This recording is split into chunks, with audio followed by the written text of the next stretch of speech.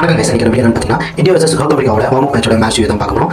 டாஸ்ல வந்து இந்தியா பண்ணி ஃபர்ஸ்ட் வந்து பேட்டிங் இந்தியா சைடு பார்த்தீங்கன்னா 240 ரன்ஸ் நல்லா விக்கெட் பிடிச்சி ஒரு விக்கெட் ஆடினாங்க. சவுத் ஆப்பிரிக்கா பார்த்தீங்கன்னா 210 ரன்ஸ் விக்கெட் பிடிச்சி ஒரு விக்கெட் ஆடினாங்க. இந்தியா பார்த்தீங்கன்னா 30 ரன் வித்தியாசத்துல மேட்ச் வந்து இந்தியா வந்து வின் பண்ணிட்டாங்க வார்ம் அப் மேட்ச்ல. அது இல்லாம இந்தியா வந்து நல்ல பெர்ஃபார்மன்ஸ் பண்ணிருந்தாங்க வார்ம் அப் மேட்ச்ல. அதுக்கு T20 உலக கோப்பையில வந்து இந்தியா வந்து வின் பண்ண மாட்டாங்கன்னு சொல்லிட்டு மறக்காம கமெண்ட் பண்ணுங்க.